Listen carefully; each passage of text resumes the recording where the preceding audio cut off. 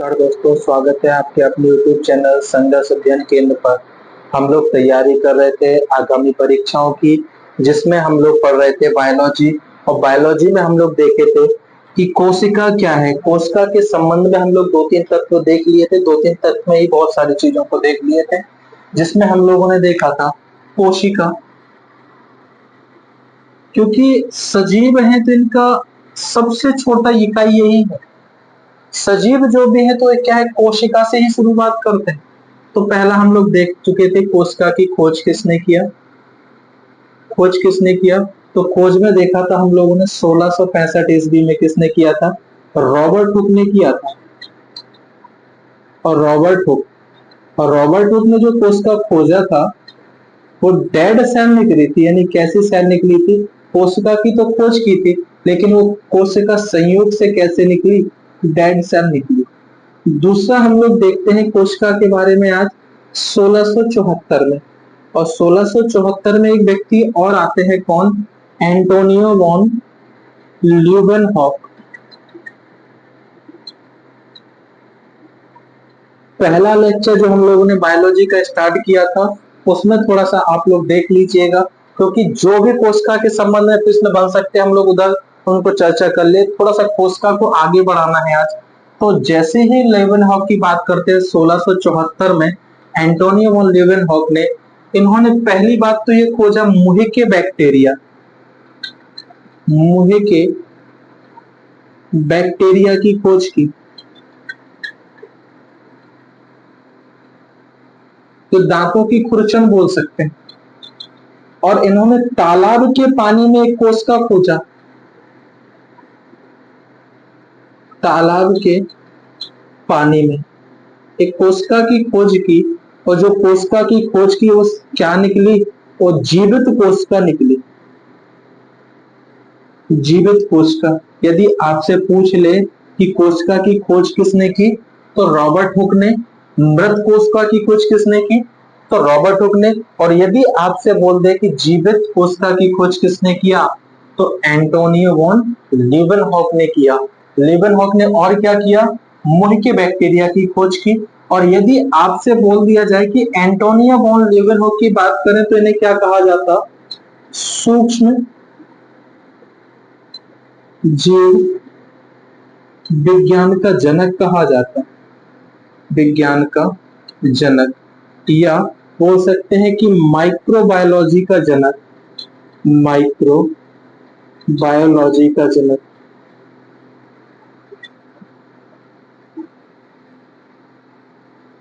क्यों कहा जाता है? क्योंकि इन्होंने तो बैक्टीरिया की तो खोज की ही, साथ में इन्होंने क्या किया? शुक्राणु की खोज की। शुक्राणु की खोज भी किसने की? एंटोनियो वॉन लेवेनहॉक ने की। इन्होंने आरबीसी की भी खोज की। आरबीसी की खोज इन्होंने ही की। इन्होंने क्या किया? प्रोटोजोआ की खोज की। प्रोटोजोआ की खोज किसने की? तो एंटोनियो वॉन लीवेनहॉक ने। और प्रोटोजोआ से आपको याद रखना है, इसकी कमी से होने वाले रोग याद रख लेना। प्रोटोजोआ की कमी से कौन कौन से रोग होते हैं? तो मलेरिया। कौन सा रोग होता है प्रोटोजोआ की कमी से? प्रोटोजोआ की कमी, या प्रोटोजोआ बोलने से परजीवी भी बोल सकते हैं इसे। परजीवी भी बोलते हैं। प्रोटोजोआ को क्या बोलते हैं? परजीवी भी बोलते हैं। तो प्रोटोजोआ की कमी से कौन कौन हो गया? एक तो मलेरिया हो गया, दूसरा क्या हो गया आपका?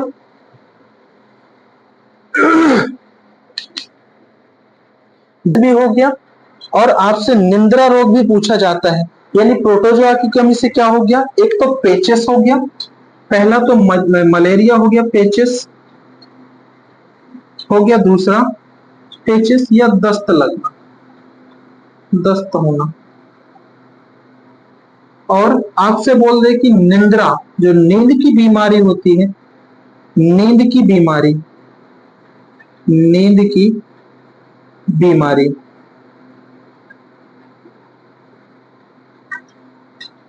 मलेरिया की बात करें तो किससे होता है? मादा एनफिलीज मच्छर, एनाफिलीज मच्छर के काटने से हो जाता है। और आपसे पूछ लिया जाए कि विश्व मलेरिया दिवस कब मनाया जाता है, विश्व मलेरिया दिवस, तो ये बात याद रखना, ये 25 अप्रैल को मनाया जाता है। और इससे अगर प्रश्न पूछ ले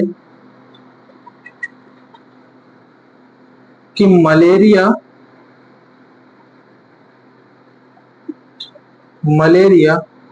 उन्मूलन का लक्ष्य जो रखा है विश्व ने 2050 तक रखा है। मलेरिया उन्मूलन का जो लक्ष्य रखा है वो कब तक रखा, 2050 तक। और इसकी एक सिनकोना की छाल से,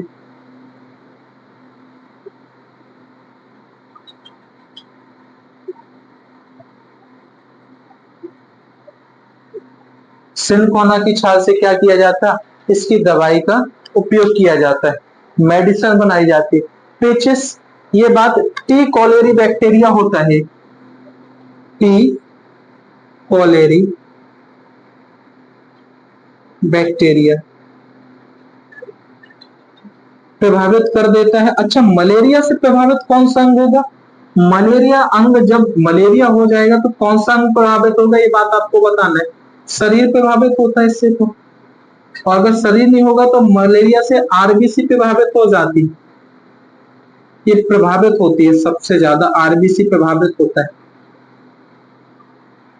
टी कॉलेरी बैक्टीरियम। और इससे प्रभावित अंग कौन सा है, तो पेचिस में छोटी आंत, छोटी आंत ये प्रभावित हो जाती।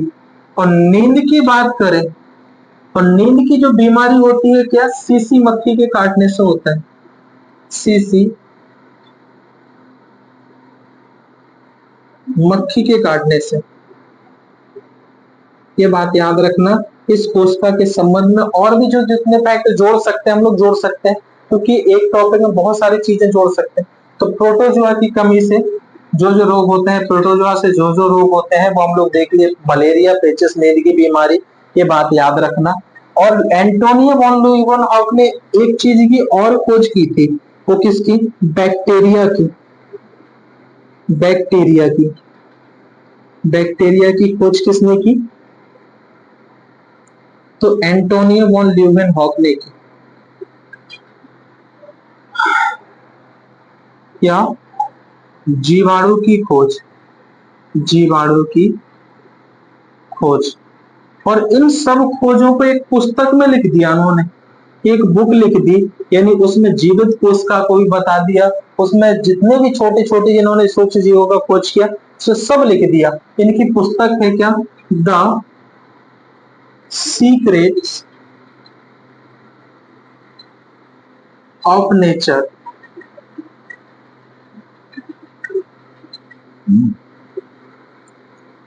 पुस्तक का नाम क्या है, द सीक्रेट ऑफ नेचर।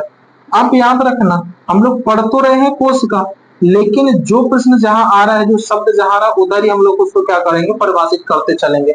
इससे फायदा क्या होगा कि आपको कम समय में बहुत सारा डेटा मिल जाएगा, पहली बात तो ये।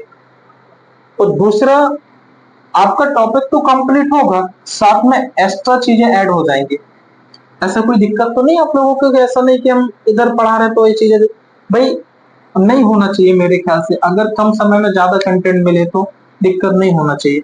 अगर आपसे पूछ लिया, और आपको वही चीजें जोड़ेंगे जो आपके पेपर में आती, ताकि इससे फायदा ये होगा कि हम जब पढ़ेंगे तो एक बार में चीजों को देख लेंगे, हमें बार बार चीजों को देखने की जरूरत नहीं पड़ेगी जगह जगह, क्योंकि ये जितनी चीजें हैं वो सब पेपर में ही आई हुई है।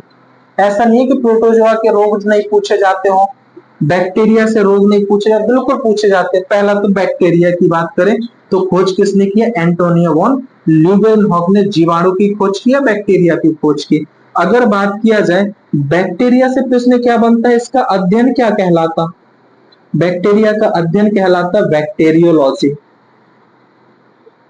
बैक्टीरियोलॉजी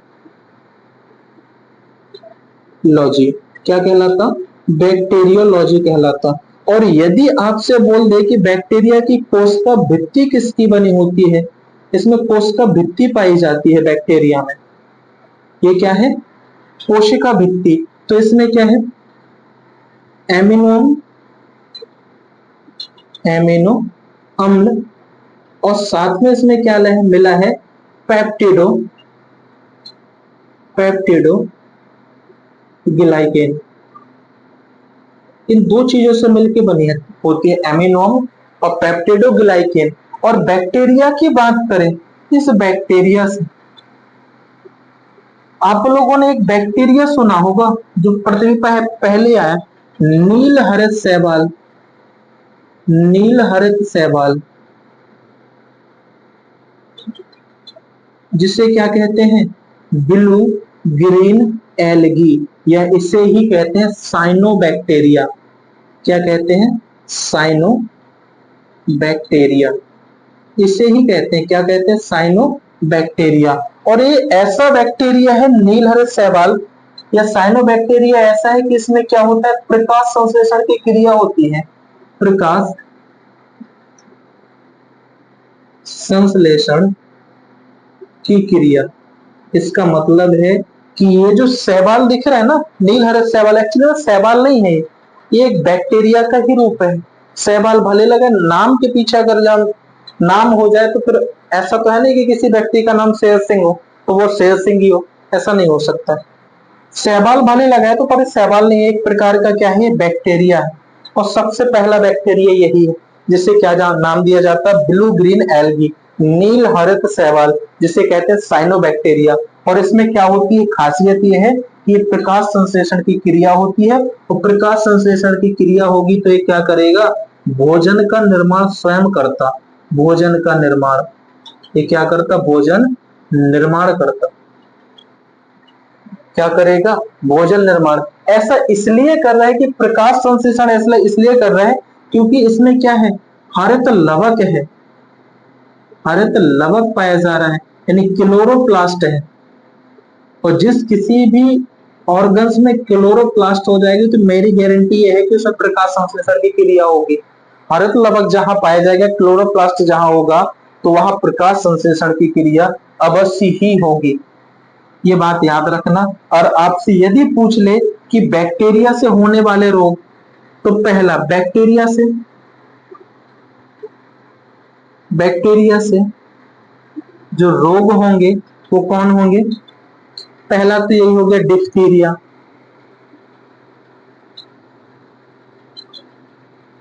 डिप्थीरिया, फिर कौन हो सकता है, प्लेग, टिटनेस, तपेदिक, तपेदिक, काली खांसी, काली खांसी, कुष्ठ रोग,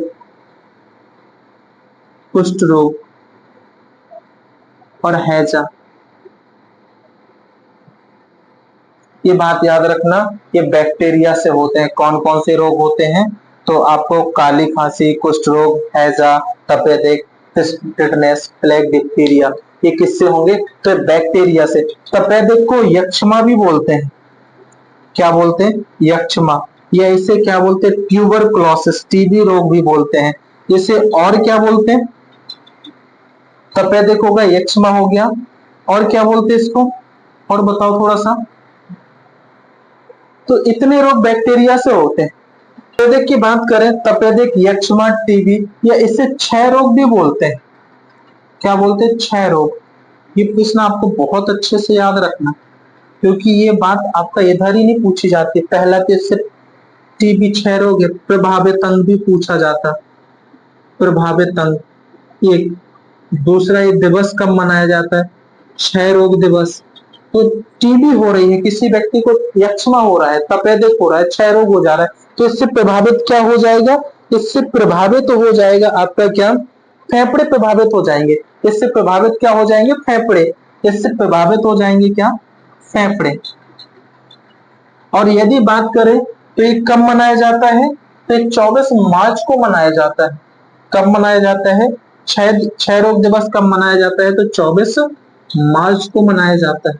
और यदि आपसे बोल दे कि इस भारत में उन्मूलन, भारत में उन्मूलन का लक्ष्य तो याद रखना 2023 तक ही था। और विश्व की दृष्टि में बात करें कि विश्व में उन्मूलन का लक्ष्य 2030 तक है। ये बात याद रखना, एक 2023 तक है, एक कहां तक है, 2030 तक है। सॉरी, 2030 तक नहीं है, ये 2025 तक होता है, 30 तक तो दूसरे का, 2025 तक। तो 6 रोग हो गया, तपेदिक भी बोल सकते हैं, ट्यूबरकुलोसिस एक्जिमा प्रभावित हो गया फेफड़े। दिवस क्या हो गया, 24 मार्च को विश्व तपेदिक दिवस या क्षय रोग दिवस या टीबी दिवस 24 मार्च को मनाया जाता है। आपसे याद रखना है हैजा, ये बहुत पेपरों में पूछा गया है, पानी की कमी से होता है। पानी की कमी से कौन सा रोग हो जाता है, हैजा। और इससे प्रभावित क्या हो जाता है, प्रभावित आपकी छोटी आंत हो जाती। कौन सी हो जाती, छोटी आंत। ये भी आपको याद रखना। प्लेग से प्रभावित अंग कौन सा है, प्लेग से प्रभावित अंग है आपका क्या, फेफड़े। प्लेग से प्रभावित अंग कौन हो गए, फेफड़े। टिटनेस की बात करें तो टिटनेस से प्रभावित अंग कौन हो गए, आपका मस्तिष्क हो गया। कौन सा अंग प्रभावित हो गया, मस्तिष्क। ये प्रश्न आपसे सीधे पूछे जाते हैं, टिटनेस किससे होता है, तो टिटनेस बैक्टीरिया से होता है। टिटनेस किससे संबंधित रोग है, बैक्टीरिया से संबंधित रोग है।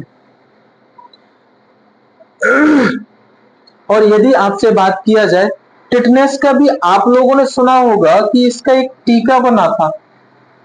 टिटनेस का जो टीका बनाया था वो किसने बनाया था, टिटनेस के टीके का आविष्कार, विश्व का पहला टीका है, लुई पाश्चर।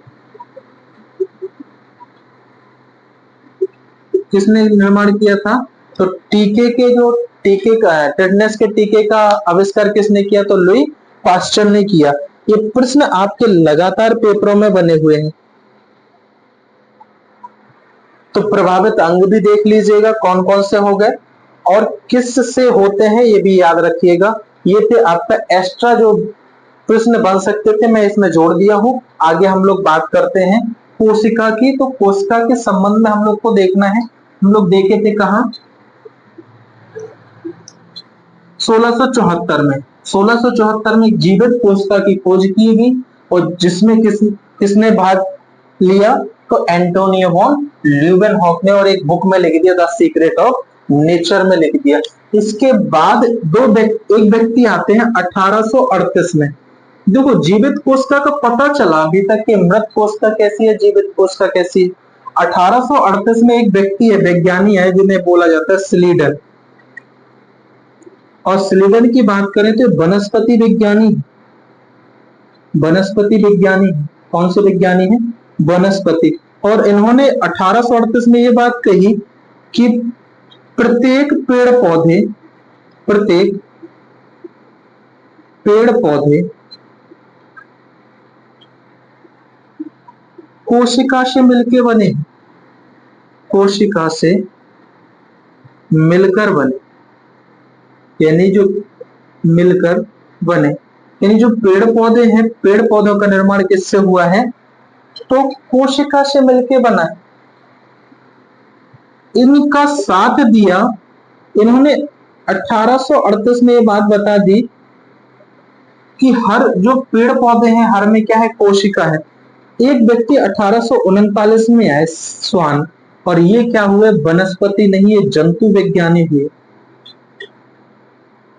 क्या हुए, जंतु विज्ञानी। ये वनस्पति विज्ञानी, ये जंतु विज्ञानी। तो इन्होंने ये कहा कि प्रत्येक जंतु कोशिका से मिलकर बना है, यानी प्रत्येक जंतु का निर्माण भी क्या हुआ, इन दोनों लोगों ने अपना अपना क्षेत्र में स्टेटमेंट दे दिया। इन्होंने अपने वनस्पति के क्षेत्र में दिया, इन्होंने अपने जंतु के क्षेत्र में दिया। और इन दोनों के स्टेटमेंट को जोड़ लिया और एक स्टेटमेंट इन्होंने दिया दोनों लोगों ने कि जो भी सजीव हैं, सजीवों का निर्माण कोशिका से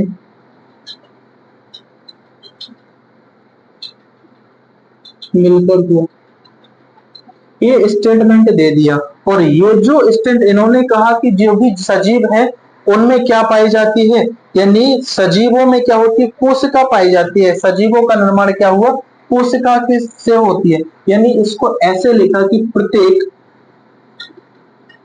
सजीव में कोशिका पाई जाती है, ये स्टेटमेंट दिया इन्होंने। और यही चीज क्या कहलाया, यही चीज कहलाया कोशिका सिद्धांत। कोशिका सिद्धांत कहलाया, ये क्या कहलाया, कोशिका सिद्धांत, सेल थ्योरी। ये बात बिल्कुल अच्छी चल रही थी 1838 तक, अर्थात 1839 तक ये बात बिल्कुल सही चली कि सजीवों का निर्माण कोशिका से मिलकर हुआ है। यानी इन्होंने इस बात को बताया तो इन्होंने दोनों लोगों ने अपने अपने क्षेत्र में इस बात को एक बात में लिख दिया, अपने अपनी बातों को एक बात में लिख दिया, सजीव लिख दिया। तो यानी जितने भी जगह सजीव में, आपके ब्रह्मांड में सजीव है तो उनका निर्माण कोशिका से है। यानी सजीव है तो इन्होंने कहा कि उसमें क्या है, कोशिका है, और कोशिका है तो इन्होंने कहा उसमें केंद्रक है। ये बात इन्होंने कहा। सजीव है तो केंद्रक है, केंद्रक है, सजीव है तो कोशिका, कोशिका है तो केंद्रक, ये बात इन्होंने कहा। और यही बात इनकी क्या कहलाई, ये कोशिका सिद्धांत कहलाया। एक्चुअली में जब इनसे ये पूछा गया, आपने तो कहा है कि इसका निर्माण कैसे हुआ, निर्माण कोशिका से हुआ। ये निर्माण इतनी कोशिका होती है, क्योंकि हर सजीव में लाखों कोशिकाएं हैं, ये कैसे बनती हैं, तो इस प्रश्न का उत्तर इनके पास नहीं था। ये क्या हो गया, कोशिका सिद्धांत आपका फेल माना गया, क्योंकि इन्होंने उस प्रश्न का उत्तर नहीं दे पाए। बाकी प्रश्नों का उत्तर इन्होंने अच्छे से दिया, लेकिन जब इनसे पूछा गया कि सजीव का निर्माण कोशिकाओं से हुआ, इतनी कोशिकाएं आती कहां से हैं, ये प्रश्न का उत्तर नहीं दे पाए थे। तो इनके द्वारा दिया गया सिद्धांत सेल माना जाता है। यानी सेल थ्योरी आपसे पूछा जाता है कि कोशिका सिद्धांत किसने दिया, तो सिलीडन और स्वान ने दिया, ये मिलके दिया था। कोशिका सिद्धांत किसने दिया, सिलीडन और स्वान ने।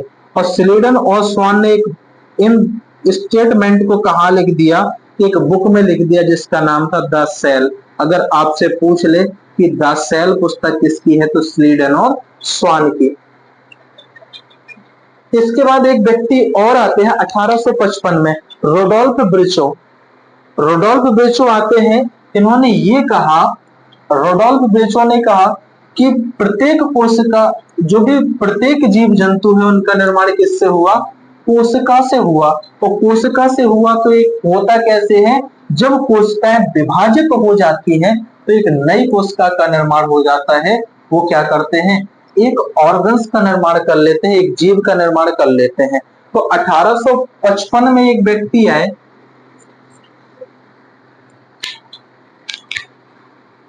1855 में एक व्यक्ति है जिनका नाम क्या था, रोडोल्फ बिरचौ। और इन्होंने क्या कहा, कोशिका विभाजन के बारे में बताया। कोशिका विभाजन,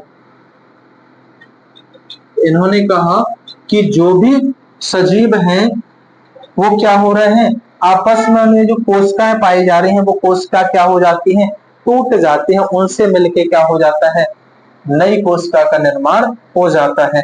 इन्होंने क्या कहा, कोशिका विभाजन का सिद्धांत किसने दिया, तो रोडोल्फ बिरचो ने। और इन्होंने एक वर्ड 1859 में दिया। कोशिका विभाजन तो इन्होंने 1855 में बता दिया, 1858-59 में एक स्टेटमेंट दिया कि जो भी नई कोशिका है, नई कोशिका का निर्माण पुरानी कोशिका से होता है। इन्होंने ये विभाजन का भी कारण बताया। जो प्रश्न इनसे पूछा था कि इतनी सारी कोशिकाएं बनी कैसे हैं, तो इन्होंने ये बताया कि जब कोशिकाएं आपस में टूट जाती हैं, विभाजित हो जाती हैं, तो नई कोशिका का निर्माण हो जाता है। इनके प्रश्नों का उत्तर इधर मिला। तो यानी क्या होगा, नई कोशिका का निर्माण पुरानी कोशिका से होता है। ये बताया किसने, पुरानी कोशिका से होता है। ये बताया रोडोल्फ विर्चो ने। इन्होंने कहा ओमनिस सेल्यूला ई सेल्यूला, और ये स्टेटमेंट दिया ओमनिस सेल्यूला ई सेल्यूला। इस स्टेटमेंट को किसने दिया, तो रोडोल्फ विर्चो ने दिया। कब दिया, तो 1859 में, रोडोल्फ विर्चो। और इन्होंने बता दिया कि जो नई कोशिकाएं बनती हैं वो कहां से बनती हैं, तो जब पुरानी कोशिकाएं टूट जाती हैं तो वो क्या बन जाती हैं, एक नई कोशिका का निर्माण कर लेती हैं। तो यही क्या कहलाए, यही कहलाता है क्या, कोशिका विभाजन। यानी कोशिका विभाजन का सिद्धांत किसने दिया, तो बता पाओगे, रोडोल्फ विर्चो ने। कोशिका विभाजन का सिद्धांत किसने दिया, तो रोडोल्फ विर्चो ने। कब दिया, तो 1855 में दिया। ये बात आपको याद रखना, बुक याद रखना, सभी की जितनी भी बुकें आ रही हैं सबकी बुकें याद रखना। हम लोग बात करते हैं कोशिका विभाजन की, थोड़ा सा देख लेते हैं। कोशिका विभाजन क्यों जरूरी है, कितने पार्ट में होता है, तो ये आपको भी प्रश्न में देखने को मिल जाएगा। पहली बात तो यही है, कोशिका विभाजन। तो कोशिका विभाजन का सिद्धांत किसने दिया, रोडोल्फ विर्चो ने। कोशिका विभाजन होता क्या है, इससे नई कोशिका का निर्माण होता है। कोशिका विभाजन क्यों जरूरी है, तो नई कोशिका के निर्माण के लिए, यानी कोशिका का विभाजन क्यों जरूरी है, कोशिका विभाजन जरूरी इसलिए है कि इससे नई कोशिका का निर्माण होगा, और जब कोशिका विभाजन होगा तो इसमें विकास और वृद्धि होगी, वृद्धि व विकास होगा, और जनन की क्रिया भी संपन्न होगी। इसलिए जरूरी है, कोशिका विभाजन क्यों जरूरी है, वृद्धि विकास के लिए और जनन क्रिया के लिए जरूरी है कोशिका का विभाजन। और कोशिका के विभाजन की यदि बात करें तो कोशिका का विभाजन तीन प्रकार से होता है। एक तो होता है समसूत्री विभाजन, एक कौन होता है, समसूत्री विभाजन। एक होता है अर्धसूत्री विभाजन, अर्धसूत्री विभाजन। और एक क्या होता है, अर्धसूत्री असूत्री विभाजन, असूत्री विभाजन। ये विभाजन तीन प्रकार से होता है, ये बात आपको याद रखनी है। बहुत अच्छे तरीके से प्रश्न बनते हैं इसमें। पहला तो यही, इसे क्या कहते हैं, मीटोसिस, मीटोसिस कहा जाता है। और इसे क्या कहा जाता है, मियोसिस, मियोसिस। और इसे कहा जाता है असूत्री विभाजन को एमिटोसिस। एक एक से बात करते हैं। ये विभाजन क्यों जरूरी है, तो आपको इसलिए बताया है क्योंकि कोशिका का विभाजन होगा तो नई कोशिका का निर्माण होगा, कोशिका का विभाजन होगा तो कोशिका में वृद्धि और विकास होगा, इसलिए जरूरी है। तो बात करते हैं सूत्री विभाजन की। सूत्री विभाजन की खोज किसने की, तो ये बात आपको बता देता हूं, ये खोज किया फ्लेमिंग ने। किसने किया, फ्लेमिंग ने। और समसूत्री विभाजन की बात करें, इसका नामकरण किसने किया, नामकरण भी किसने किया, तो फ्लेमिंग ने किया। ये बात आपको याद रखनी है। ये क्या है, समसूत्री विभाजन। और समसूत्री विभाजन क्या होता है, ये बात आपको याद रखनी है समसूत्री विभाजन की। तो समसूत्री विभाजन की बात करें तो ये कायक कोशिका में होता है। समसूत्री विभाजन कहाँ होता है, तो कायक कोशिकाओं में होता है, कायक कोशिका में होता है, कायक कोशिका में होता है। समसूत्री विभाजन कहाँ होगा, कायक कोशिका में होगा। और क्यों हो रहा है, तो ये घाव भरने में काम आता है। यानी जब ये समसूत्री विभाजन होगा, घाव भरने हुआ विकास के लिए, समसूत्री यानी जब भी कट जाएगा या कुछ भी हो जाएगा, डेवलपमेंट करना है, बुद्धि का डेवलपमेंट करना है, तो क्या होगी, नई कोशिकाएं तो निर्माण होंगी, यानी नई कोशिकाएं बनेंगी। तो क्या, जब एक नई कोशिका टूट जाएगी तो दो भागों में बट जाएगी, यानी नई कोशिका से क्या हो जाएगा, पुरानी कोशिका, यानी जो पुरानी कोशिका जब आपस में टूट जाएगी तो नई कोशिका का निर्माण हो जाएगा, यानी दो नई कोशिकाएं बन जाएंगी। यानी अगली भी यही होगा कि पुरानी कोशिका फिर टूटेगी तो फिर नई दो कोशिकाएं बनेगी। इससे क्या होगा, ये कहलाता है समसूत्री विभाजन। क्या कहलाता है, समसूत्री विभाजन। और जो आपकी पुरानी कोशिका होती है होते से क्या कहते हैं, मात्र पितृ कोशिका कहा जाता है। क्या कहा जाता, मात्र पितृ कोशिका। जब पुरानी कोशिका टूट जाए तो अपने ही जैसी कोशिकाएं बना ले, तो जो दो भागों में टूट जाती है तो ये क्या हो जाएगी, आपकी पुत्री कोशिका। दो पुत्री कोशिका में बट जाएगी, ये क्या हो जाएगी, पुत्री कोशिका। डॉटर सेल कहलाता है। क्या कहलाता, डॉटर सेल। यानी समसूत्री विभाजन में क्या होता है कि एक कोशिका दो अपने जैसी कोशिकाओं में विभाजित हो जाती है, यानी दो पुत्री कोशिकाओं में विभाजित हो जाती है, वो समसूत्री विभाजन कहलाता है। इसे क्या कहते हैं, मीटोसिस कहा जाता है। इसकी खोज फ्लेमिंग ने किया, नामकरण भी फ्लेमिंग ने किया। ये कायिक कोशिकाओं में संपन्न होती है। कहाँ होती है, तो कायिक कोशिकाओं में। घाव भरने और विकास करने के लिए ये जरूरी है, ये बात आपको याद रखना है। ये शरीर का विकास भी करता है ना। विकास करने का मतलब विकास के लिए जरूरी है। तो विकास क्या है, जैसे शरीर बढ़ रहा है, विकास कर रहा है, डेवलप कर रहा है, तो उसके लिए ये जब तक समसूत्री विभाजन नहीं होगा तब तक शरीर में विकास संभव ही नहीं है। ये बात आपको याद रखना कि जब मात्र पितृ कोशिकाएं जब टूटेंगी तो दो पुत्री कोशिकाओं में बदल जाएंगी। अर्धसूत्री विभाजन कहाँ होगा, तो जनन क्रियाओं में संपन्न होता, जनन क्रिया में। और अगर इसकी बात करें तो खोज किसने किया, अर्धसूत्री विभाजन की खोज किया हर्टविग ने। हर्टविग ने किया, किसने किया, हर्टविग ने। और यदि इसकी नामकरण की बात किया जाए तो अर्धसूत्री विभाजन का नामकरण किसने किया, ये थोड़ा सा हमें बताओ आप लोग। अर्धसूत्री विभाजन का नामकरण किसने किया, फॉर्मर और मूरे ने किया। किसने किया, नामकरण किसने किया, फॉर्मर एंड मूरे ने किया। ये बात याद रखना, बहुत अच्छे तरीके से पेपर में आया है, रेलवे में कई बार पूछे गए। अर्धसूत्री विभाजन की खोज किसने की, तो हर्टविग ने किया। नामकरण किसने किया, तो मूरे ने किया। अर्धसूत्री विभाजन कहाँ होता है, तो जनन क्रियाओं में।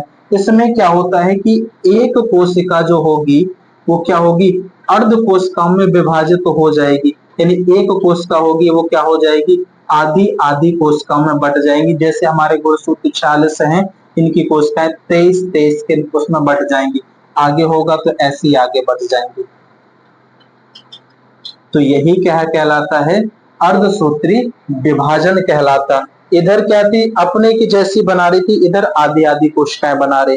और आपकी एक और बची है एमिटोसिस, यानी असूत्री विभाजन।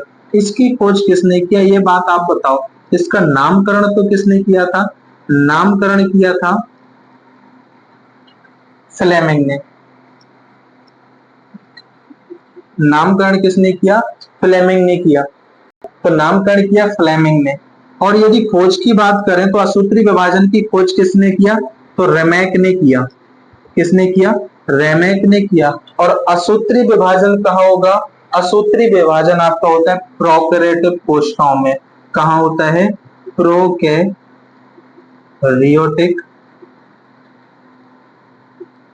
कोशिका में। असूत्री विभाजन कहाँ होता है, तो प्रोकैरियोटिक कोशिका में। जो प्रोकैरियोटिक कोशिका जैसे आपकी ईस्ट, अमीबा,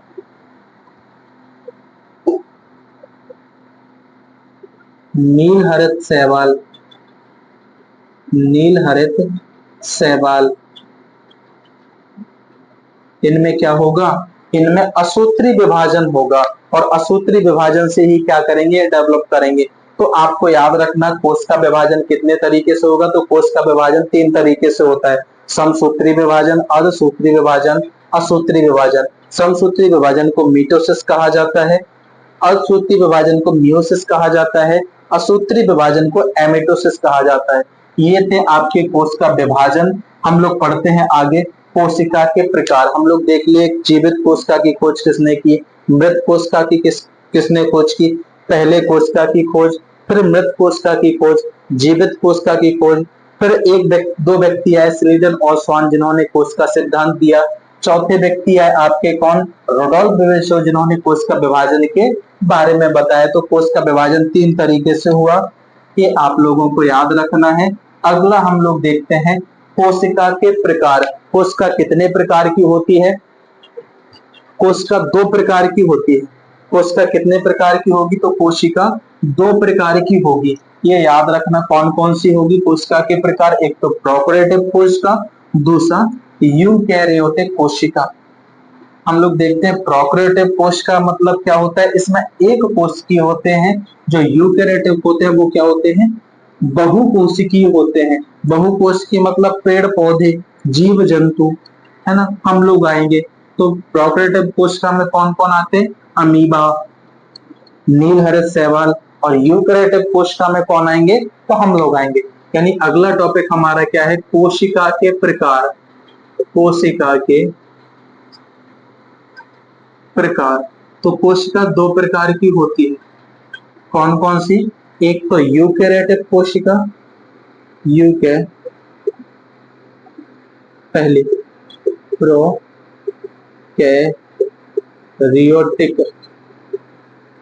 कोशिका, और दूसरा कौन सी होती है, यूकैरियोटिक कोशिका। ये बात याद रखनी है। और यूकैरियोटिक कोशिका और प्रोकैरियोटिक कोशिका कहाँ पाई जाएगी, तो ये एक कोशिकीय जीव में होता है। कहाँ होता है, एक कोशिकीय जीवों में, जो एक कोशिका के बने होते हैं, और जो बहुत सारी कोशिकाओं से मिलके बने होते हैं, यानी बहुकोशिकीय, बहुकोशिकीय जिसमें बहुत सारी कोशिकाएं,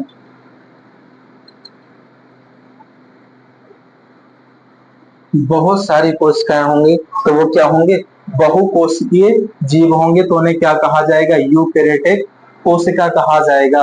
और प्रोकैरियोटिक कोशिका किसे कहा जाएगा, जिनमें एक कोशिका होगी। जैसे इसमें देखा जाए, इनमें 70 एस राइबोसोम होते हैं।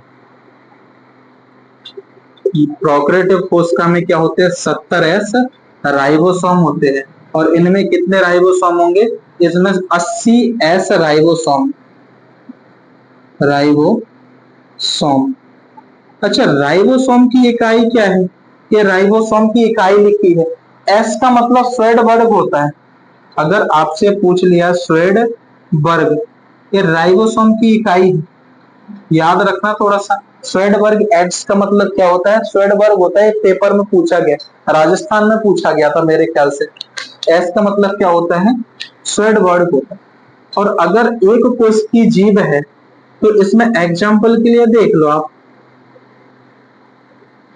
तो जैसे आपके अमीबा, ये एक कोश की जीव से, इसका मतलब ये है कि अमीबा को अगर काट भी दोगे ना, तो बहुत सारे अमीबा बन जाएंगे। अगर जहां जहां से का टुकड़े टुकड़े भी कर दो, तो उतने ही अमीबा बन के तैयार है। इसका मतलब इसमें एक ही प्रकार की कोशिकाएं, एक ही प्रकार की कोशिकाएं, इसमें बहुकोशिकाएं। बहुकोशिका का मतलब बहुत सारी कोशिकाओं से मिलकर बना। जैसे ईस्ट, जैसे आपका क्या हो गया, नील हरित शैवाल, नील हरित शैवाल, blue green algae, blue green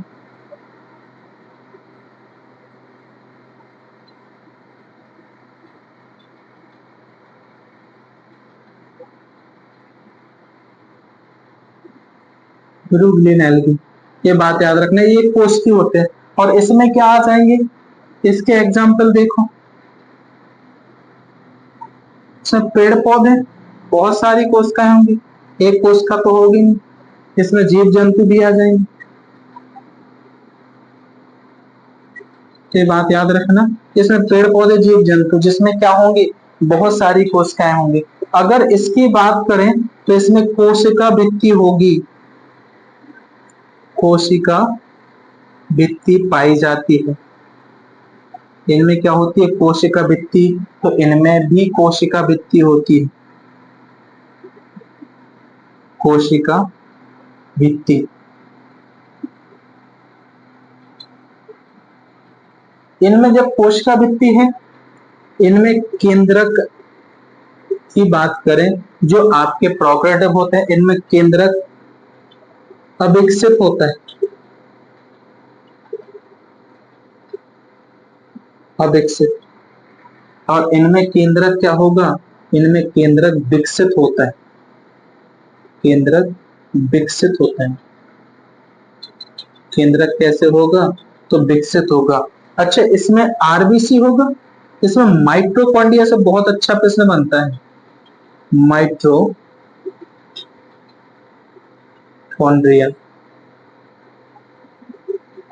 mitochondria इनमें नहीं होता है, इनमें माइटोकॉन्ड्रिया होता है,